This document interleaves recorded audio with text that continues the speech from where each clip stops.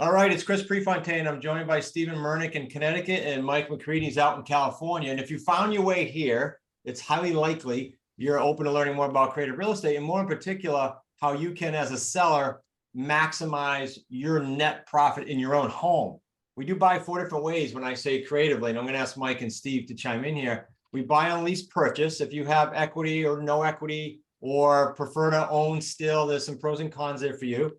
We buy owner financing, especially profitable for you as a seller. If you're free and clear, you have no mortgage. And we buy subject to existing financing. If there is a one-time exclusion for capital gains, or there's some debt relief needed, or the home's over leveraged, that's something you could ask us about.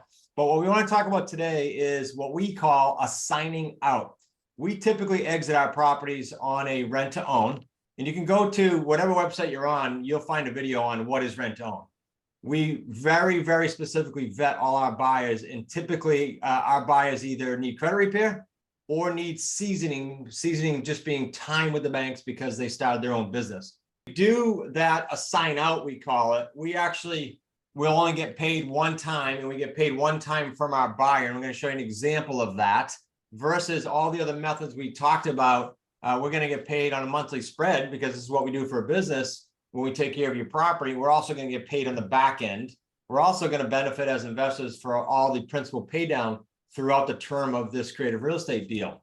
But on the assign out option, you as the seller make the most money. We go out and get the same buyer. We assign them back to you after all said and done. Mike and Steve, any thoughts on that, on the AO concept for the seller to understand? And then we can show them numbers in a chart. It's a great option for sellers, right? Those who basically don't mind staying in the middle, right, are okay with collecting a payment every month, right? Kind of stay on top of it, managing it. There's not too much work like a traditional landlord would take on, but it definitely is the most profitable way for them to sell their property if they have a little bit of time on their side and they're willing to put in a little time managing the property and keeping up with the tenant buyer. Steve, you want to address that actually? Because that's a big issue for landlords to know. If they're going to have landlords, they're going to be landlords looking at this.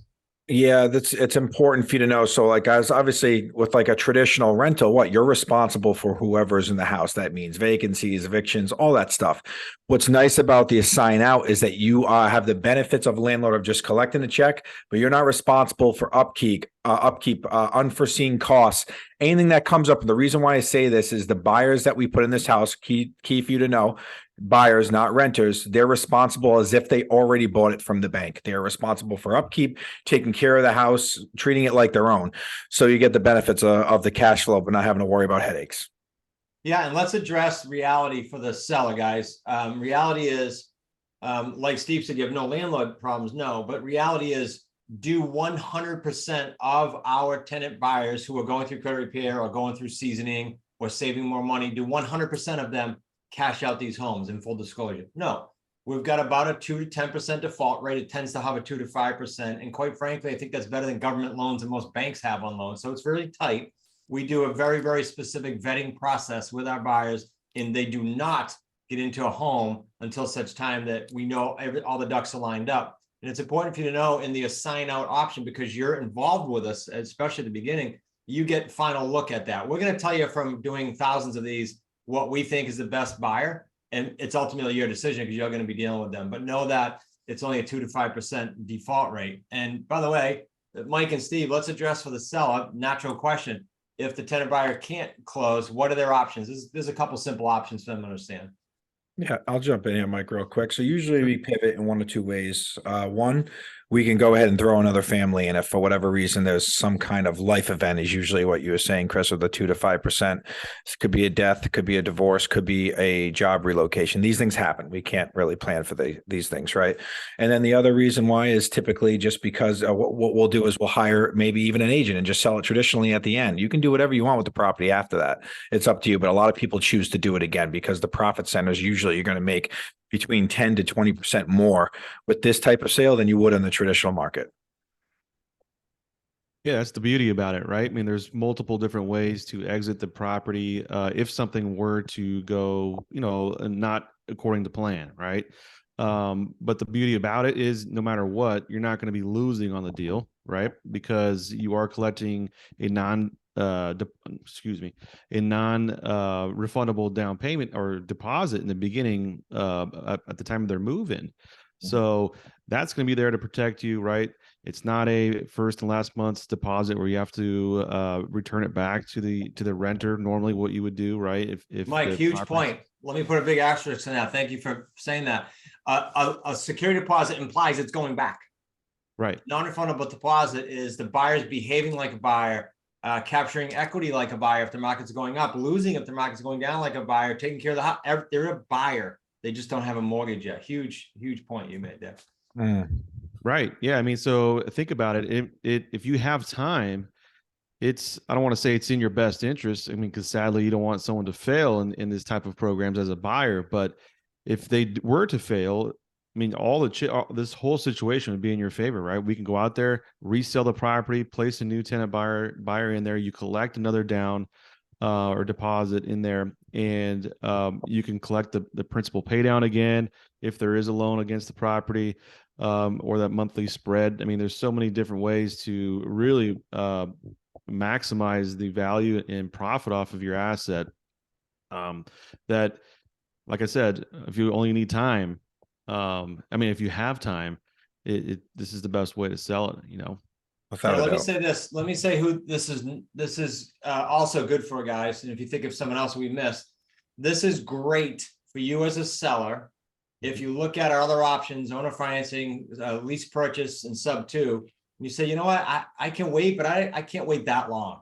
And I don't mind dealing with what you guys are talking about, because when we present to you a buyer, we can literally look for a buyer that fits your criteria. It won't be less than a year. I don't want to set a false expectations, but with the AO deal, can it be in the 12 to 24 range? Yes, it very likely will be, as long as that's what we look for and present to you. So that's important too. You're looking for a lower time frame.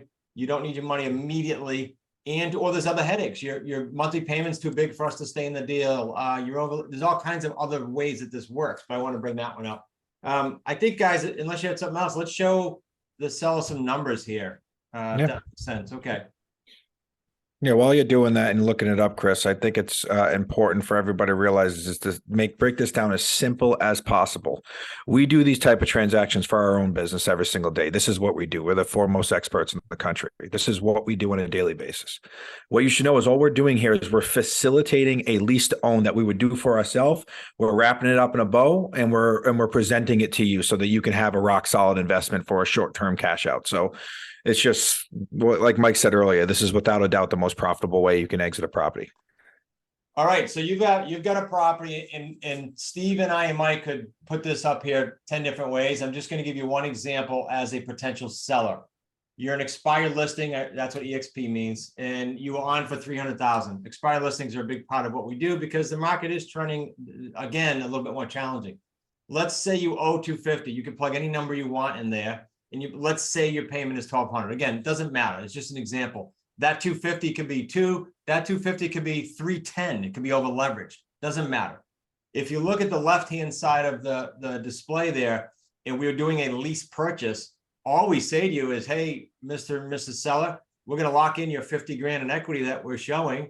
You don't have to worry about that, but you do have to wait for it. And it's going to typically be on or before 36 months, especially if this is your primary residence. Because what we don't want to do is trigger for you loss of your exclusion for profits. You get taxed with capital gains if you went past the 3 years. We can talk to you in more detail about that. It also assumes you're not over leveraged. If you're over leveraged, you probably have to do a longer term. I've done 9-year terms with sellers that wanted to keep the property in their name, wanted a lease purchase, but needed time because it was over leveraged. So in that scenario, though, you're just waiting for your 50. All the other benefits accrue to us. The beauty of the AO on the right-hand side is, let's take the same property. We're going to say to you, okay, we're going to protect your 300 still. We're going to put it on for 330 or whatever we decide. That's up to us. We're protecting your 300. We're going to go out and get a deposit of 30,000. Disclosure, that's not always up front. Sometimes it is. 50% of the time it's over time, but let's just say it's 30,000. You're going to keep 50% of that. And our only payment in this deal is we keep 50% of it. And then we're gone. You have all the other benefits that you accrue. So now the buyer owes 300 if they put 30 down. You already received 15. So you're already 15,000 above your minimum that you told us. It doesn't mean every deposit is going to be the same. You can play with the math on this. And you get to keep the monthly spread because we're going to go out at about 15 or 1800. And you get all the principal benefit throughout the term of this. And of course, if it's an investment property for you or you're a landlord, you still depreciate it. So those are my thoughts, guys. What do you have to share for the seller? Yeah, I was just going to quickly say, I know you said it, but I want to just make sure because every seller asks us the same thing. How much is this going to cost us? It doesn't cost you anything. We don't charge commissions. We're not realtors. And in this scenario in front of you, just to make sure that we reiterate this, you're actually going to make $15,000 with that portion of the non-refundable down payment. So not only are you getting in this example, you're 300,000, you're getting the 15K, which already put you up to 315,000. And Chris had mentioned about your cash flow. Right. So that's the difference between whatever your expenses are and how much we're able to bring it to the market and get you monthly. Right. Your mortgage is $1,200. Maybe we get you $1,500 a month. That $300 a month, it just accrues and it's on top of your asking price. So this is the reason why people generally net 10 to 20% more, because not only are they getting full price, they're getting these additional 3 paydays as well that just accrue until the buyer cashes you out. So most likely in this situation, if I was just to kind of make a hypothetical, there's a very good chance that the seller, when this is cashed out, maybe 1 to 2 years from now, is going to end up making probably $330,000 or more. The traditional market can't bear this. That's why people do this. Yeah, and I wrote up top, guys. I scribbled if you can read is less realtor. If you were an expired, you know you're gonna be less realtor, even though you didn't get that if you're an expired, right? So huge advantages. I would just say this too: for if you found your way to this page, you are probably on one of the 3 of our sites or one of our many associates around North America. And if you are on that, seeing this, they are part of what Steve said earlier. We are the foremost experts in North America doing this. I don't know of another entity. I'm not so naive to say they don't exist. I don't know of another entity that does our group as many creative real estate deals as we do. And there is one way to be accredited by the Creative Financing Real Estate Association, and that is through a particular training. If you're talking to investors that are not certified or accredited by the Creative Financing Real Estate Association, then I would look elsewhere and I would stay on this site, and whoever invited you here will get you some more information. Any other wrap-up thoughts, guys? I mean, I just want to point out the expired piece, right?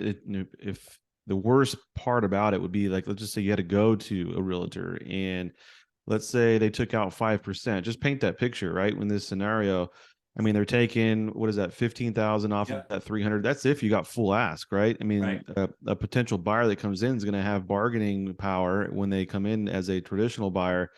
They could bring you down off of your price in addition to that 5-6% of commissions. So let's just say you got full ask. They took 15 grand off.